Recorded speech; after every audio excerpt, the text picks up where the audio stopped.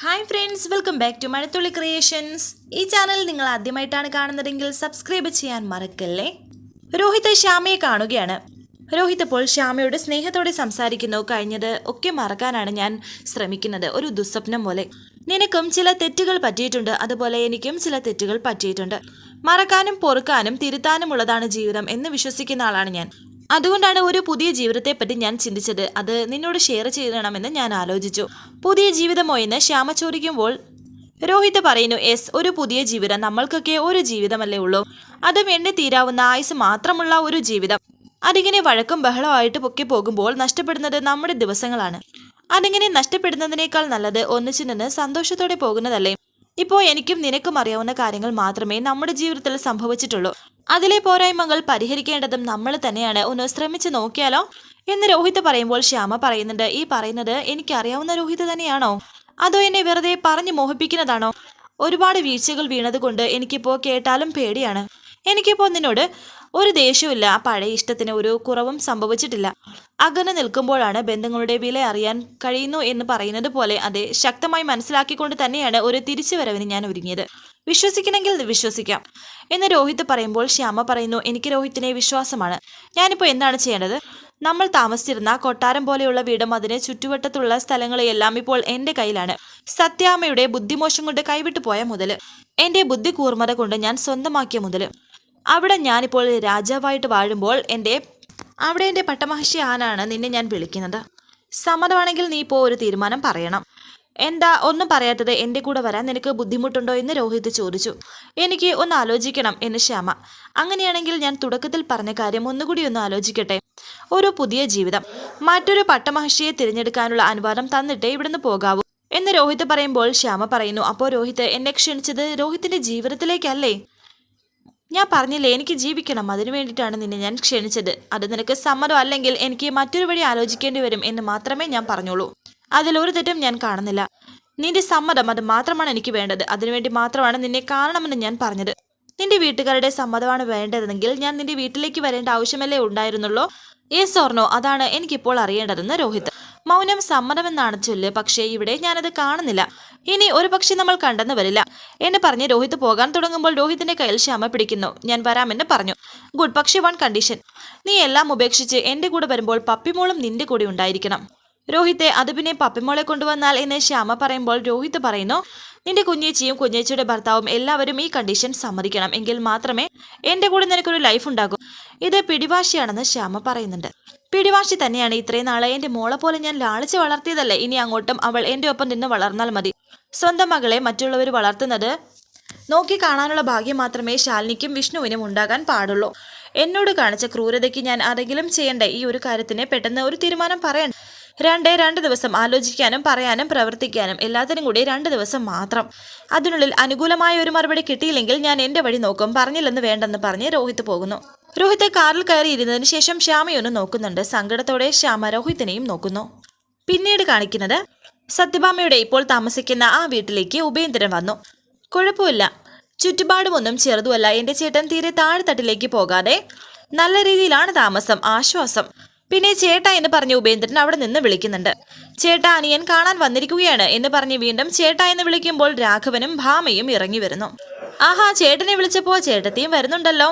നിങ്ങൾ ഇരുമയും ഒരു ഹൃദയവുമാണെന്ന് പറയുന്നത് എത്രയോ സത്യമാണ്. നിങ്ങളെ തമ്മിൽ പിരിക്കാൻ പോയ ഞാനാണ് മണ്ടൻ. സത്യം പറയാലോ, ഇപ്പോഴും നിങ്ങൾ എനിക്ക് ശ്രീരാമനും സീതാദേവിയുമാണ്. ആ ഒരു ചിത്രമേ നിങ്ങൾ രണ്ടുപേരെയും കാണുമ്പോൾ എനിക്കുള്ളൂ എന്നും ഉപേന്ദ്രൻ പറയുമ്പോൾ എന്താടാ നിന്റെ ഉദ്ദേശം എന്ന് രാഘവൻ. ചേട്ടൻ എത്ര അകന്നാലും എനിക്കിങ്ങനെ അകനാൻ പറ്റില്ലല്ലോ, കൂടെ പിറപ്പല്ലേ. സ്വന്തം വീട്ടിൽ നിന്ന് മാറിപ്പോയതിനു ശേഷം പച്ച പിടിച്ചോലോ കാട് പിടിച്ചോ, അതോ അല്ലെങ്കിൽ ഇഹലോകവാസം വെടിഞ്ഞോ എന്നൊക്കെ എനിക്ക് അറിയണമല്ലോ. അതൊരു അനിയന്റെ കടമയല്ലേ എന്ന് പറയുമ്പോൾ ഭാമ പറയുന്നു, അനിയന്റെ ഒരു കടമ? അനിയൻ? എടാ, ആ വാക്ക് ചൊല്ലാൻ നിനക്ക് യോഗ്യതയുണ്ടോടാ? കൂടെപ്പിറപ്പ് എന്ന പദം പോലും നിന്റെ ആ ദുഷിച്ച നാവുകൊണ്ട് പറഞ്ഞു പോവരുത് എന്നൊക്കെ ഭാമ ദേഷ്യത്തോടെ പറയുന്നു. കാരണം ആ വാക്കിന് ഒരുപാട് ബന്ധങ്ങൾ വരുന്ന ഒരു അർത്ഥം ഉള്ള വാക്കാണ് അത്. നിന്റെ വാക്കിന്, നിന്റെ നാവിനെ ഉച്ചരിക്കുമ്പോൾ അതിന്റെ മഹത്വം തന്നെ ഇല്ലാണ്ടാവുകയാണെന്ന് പറയുന്നു. എടുത്ത് എന്നോട് അങ്ങനെയൊന്നും പറയരുത് ചേട്ടത്തി, എനിക്ക് സീതാദേവിയെ പോലെയാണ്. ലക്ഷ്മണനോട് സീതാദേവി ഒരിക്കലെങ്കിലും ഇങ്ങനെ കയർത്ത് സംസാരിച്ചിട്ടുണ്ടോ എന്നൊക്കെ ഉപേന്ദ്രൻ പറയുമ്പോൾ ദേഷ്യത്തോടെ ഭാമ പറയുന്നു, ചില സമയത്തെങ്കിലും സീത സംഹാര രുദ്രയാകുന്നത് നീ കണ്ടിട്ടുണ്ടോ?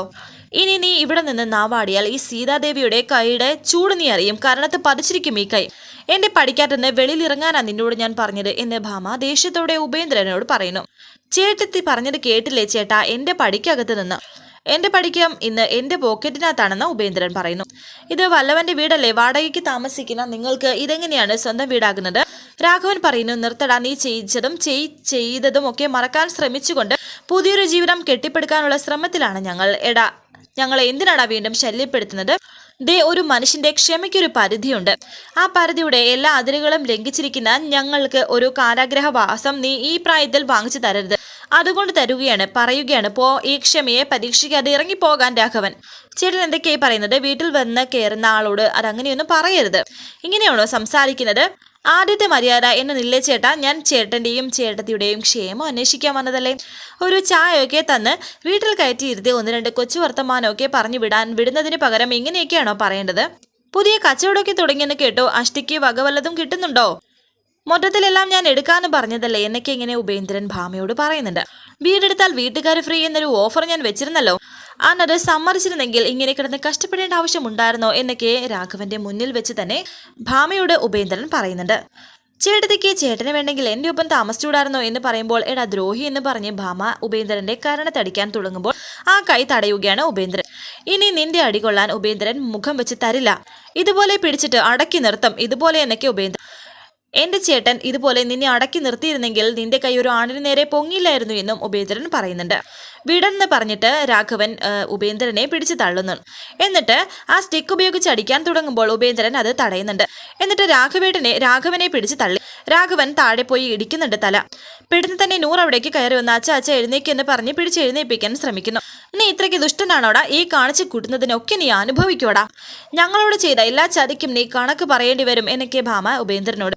അത് ഞാൻ പറഞ്ഞോളാം. ഇപ്പോൾ എനിക്ക് നല്ല സമയമാണ്. നീയും നിന്റെ ഭർത്താവും കൂടി രാജാവും രാജ്ഞിയുമായി ഭരിച്ചിരുന്ന ആ കൊട്ടാരമുറ്റവും ഇപ്പോൾ എൻ്റെ കയ്യിലാണ്. നിന്റെയൊക്കെ അവസ്ഥ എന്താണ്? അച്ചപ്പവും കുഴലപ്പവും വിറ്റ് നടക്കേണ്ട അവസ്ഥ. ശരിക്കും ഞാനിപ്പോൾ എൻ്റെ നല്ല കാലം ആസ്വദിക്കുകയാണ്. അതിനെ വഴി തോറുന്നത് എൻ്റെ ഈ ചേട്ടത്തിയാണ്. ആ നന്ദി എപ്പോഴും എൻ്റെ ചേട്ടത്തിയോട് എനിക്ക് ഉണ്ടാകും എന്ന് പറയുന്നുണ്ട്. നിന്നെ ഒരിക്കൽ ആഗ്രഹിച്ച ആ ഇഷ്ടം എന്നെ വിടാതെ പിന്തുടരുന്ന കാലത്തോളം നിന്നെ ഇടയ്ക്കിടയ്ക്ക് ഞാൻ ഇങ്ങനെ വന്ന് കണ്ടോണ്ടേയിരിക്കും. അതെന്റെ ഒരു സന്തോഷം എന്ന് പറയുമ്പോൾ നിന്നെ ഞാൻ കൊല്ലുമെന്ന് പറഞ്ഞ് രാഘവൻ ഉപേന്ദ്രന്റെ നെഞ്ചത്ത് ചവിട്ടുന്നുണ്ട് കിടന്നുണ്ട്. പിന്നെയും രാഘവന്റെ കഴുത്തിനിങ്ങനെ ഞെരിക്കുകയാണ് ഉപേന്ദ്രൻ. അവരെ പിടിച്ചു മാറ്റുന്നുണ്ടെങ്കിലും ഉപേന്ദ്രൻ വിടുന്നില്ല. അങ്ങനെ പിടിച്ചു തള്ളുകയാണ്. രാഘവൻ ഉപേന്ദ്രന്റെ കഴുത്തിന് അമർത്തുന്നു. ഒന്നുകിൽ ഞാൻ, അല്ലെങ്കിൽ ഇവൻ, അല്ലെങ്കിൽ ആരെങ്കിലും ഒരാൾ മതിയെന്ന് പറയുന്നു. അങ്ങനെ 2 പേരും കൂടി ബഹളം. രാഘവനെ കൊണ്ട് പറ്റുന്നതൊക്കെ രാഘവൻ ചെയ്യുന്നുണ്ട്. ഉപേന്ദ്രന്റെ കഴുത്തിന് പിടിച്ച് അമർത്തുകയാണ്. ഉപേന്ദ്രൻ കിടന്ന് പിടയ്ക്കുന്നു. എങ്ങനെയോ ഇപ്പോൾ ഉപേന്ദ്രൻ അതിൽ നിന്നും കുതറി മാറി എഴുന്നേറ്റ് നിൽക്കുന്നുണ്ട്. എന്ത് പിടുത്തുവാ ചേട്ടൻ ഈ പിടിച്ചത്? ഞാൻ ചത്തുപോയില്ലായിരുന്നോ? ഞാൻ ചത്തുപോയാ എനിക്ക് എങ്ങനെയാ ഇടയ്ക്കിടയ്ക്ക് നിങ്ങളവനെ കാണാൻ സാധിക്കുന്നത്? അത് ചേട്ടൻ ചിന്തിക്കാതെ എന്താണെന്ന് ചോദിക്കുന്നു. എടാ ദ്രോഹി, ഇറങ്ങി പോടാ ഇവിടുന്ന് എന്ന് ഭാമ പറയുമ്പോൾ ഉപേന്ദ്രൻ പറയുന്നു. ദ്രോഹം ഞാനാണോ ചെയ്തത്? ചേട്ടനല്ലേ? സുഖമില്ലാത്ത ആളല്ലേ? അതുകൊണ്ട് അതുപോലെ വേണ്ടേ മറ്റുള്ളവരോട് പെരുമാറാൻ? ഞാനായതുകൊണ്ട് ക്ഷമിച്ചതാണ്. എന്തായാലും ഇപ്പോൾ ഞാൻ പോകുന്നു. ക്ഷേമം നിരക്കി ഇനി ഞാൻ വരും. ചേട്ടൻ നോക്കിയോണേ, കാര്യം ഇങ്ങനെയൊക്കെയാണെങ്കിലും എൻ്റെ കാണപ്പെട്ട ദൈവമാണ്. എന്നാ പിന്നെ ഈ അനിയൻ പോയിട്ട് വരട്ടെ എന്നൊക്കെ പറഞ്ഞിട്ട് ഉപേന്ദ്രൻ പോകുന്നു. ആരയാളെ, എന്തിനാണ് നിങ്ങളെ ഉപദ്രവിക്കുന്നത് എന്ന് നൂറ് ചോദിക്കുമ്പോൾ അവൻ ഞങ്ങളുടെ കാലനാണ് എനിക്ക് ഇങ്ങനെ ഭാമ പറയുന്നുണ്ട്. പിന്നീട് കാണിക്കുന്നത് ഒരു ക്ഷേത്രത്തിൽ നിൽക്കുകയാണ് രോഹിത്തും സുസ്മിതയും. 2 പേരും രോഹിത്ത് സുസ്മിതയുടെ കഴുത്തിൽ താലി കെട്ടാൻ തുടങ്ങുന്നു. ശ്യാമ ഇത് കണ്ടുകൊണ്ട് അവിടേക്ക് വരുന്നു. ഞെട്ടലോടെയാണ് ആ കാഴ്ച കാണുന്നത്. പ്രാർത്ഥിച്ച് പെൺകുട്ടിയുടെ കഴുത്തിൽ കെട്ടിക്കോളാൻ തിരുമേനി പറയുന്നുണ്ട്. അങ്ങനെ രോഹിത്ത് സുസ്മിതയുടെ കഴുത്തിൽ താലി കെട്ടി. ഞെട്ടലോടെ അത് കണ്ടു നിൽക്കുകയാണ് ശ്യാമ. ആ കാഴ്ച ശ്യാമയ്ക്ക് സഹിക്കാൻ കഴിയുന്നില്ല. 2 പേരും പരസ്പരം ഹാരവും അണിയിക്കുന്നുണ്ട്. 2 പേരും പ്രാർത്ഥിക്കാനും തിരുമേനി പറയുന്നു. അങ്ങനെ സുസ്മിതയും രോഹിത്തും വിവാഹം കഴിച്ചതിന് ശേഷം ആ നടയിൽ നിന്ന് പ്രാർത്ഥിക്കുന്നുണ്ട്. കണ്ണീരോടെ ശ്യാമ ഇത് കണ്ടു നിൽക്കുമ്പോൾ സുസ്മിത അത് കാണുന്നു. രോഹിത്തെ ശ്യാമ എന്ന് പറഞ്ഞ് രോഹിത്തിന് ശ്യാമയെ കാട്ടിക്കൊടുക്കുന്നു. ഒരു പുച്ഛത്തോടെ 2 പേരും ശ്യാമയെ നോക്കുന്നു. എന്നാൽ ഇത് ശ്യാമയുടെ സ്വപ്നമായിരുന്നു. രോഹിത്തെ എന്ന് പറഞ്ഞ് ചാടി എഴുന്നേൽക്കുകയാണ് ശ്യാമ. പെട്ടെന്ന് എല്ലാ സ്ഥലവും ലൈറ്റ് ഇട്ട് നോക്കുന്നു. കുറച്ച് വെള്ളമൊക്കെ എടുത്ത് കുടിക്കുന്നുണ്ട്. ശാരദാമ്മ അവിടേക്ക് കയറി വരുന്നു. ഓടി. എന്താടി, എന്തിനാ നീ നിലവിളിച്ചതെന്ന് ചോദിക്കുന്നു. ഞാൻ നിലവിളിച്ചായിരുന്നോ എന്ന് ശ്യാമ ചോദിക്കുന്നു. ഒരു വല്ലാത്ത ഒരു പരിഭ്രമം. നീ എന്താ വിയർത്ത് കുളിച്ചല്ലോ എന്നൊക്കെ ശാരദാമ്മ ചോദിക്കുന്നുണ്ട്. ഞാനൊരു സ്വപ്നം കണ്ടതാണെന്ന് ശ്യാമ. രാത്രി കിടക്കാൻ നേരത്ത് ഒന്ന് പ്രാർത്ഥിച്ചിട്ട് കിടക്കാൻ പറഞ്ഞാൽ കേൾക്കില്ല. അതെങ്ങനെയാ പറയുന്നത്? അനുസരിക്കില്ലല്ലോ എന്നൊക്കെ ശാരദാമ്മ. എന്താ ഉണ്ടായിരുന്നെന്ന് ചോദിച്ച് ശാലിനി അവിടേക്ക് വന്നു. ഇവള് സ്വപ്നം കണ്ടതാണെന്ന് ശാരദാമ്മ. എനിക്കെന്തോ അസ്വസ്ഥത പോലെ. വേണ്ടപ്പെട്ട ആർക്കും ആപത്തുണ്ടായതുപോലെയെന്ന് ശ്യാമ. അമ്മേ, ചെറിയൊരു അസ്വസ്ഥത എനിക്കുണ്ടെന്ന് ശാലിനി. പക്ഷെ അതെങ്ങനെയാണ് ബോധ്യപ്പെടുത്തേണ്ടതെന്ന് ചോദിച്ചാൽ അറിയില്ല. കൈകാലുകൾ തളർന്നു പോകുന്ന ഒരവസ്ഥ. എന്തൊക്കെയോ സംഭവിക്കാൻ പോകുന്നത് പോലെ ഒരു തോന്നൽ. വല്ലാത്തൊരു ക്ഷീണം അത്രേ ഉള്ളൂ എന്ന് ശാലിനി പറയുന്നുണ്ട്. എന്നിട്ട് ശാലിനിയും അങ്ങോട്ടേക്ക് പോകുന്നു. മോളെ എന്ന് പറഞ്ഞ് ശാരദാമ്മ ശ്യാമയുടെ അരികിലേക്ക് വന്നപ്പോൾ അമ്മ എന്ന് പറഞ്ഞ് ശ്യാമ കെട്ടിപ്പിടിച്ച് കരയുകയാണ് ശാരദാമ്മയെ. വരാനിരിക്കുന്ന പുതുപുത്തൻ എപ്പിസോഡുമായി വീണ്ടും കാണാം. Thank you for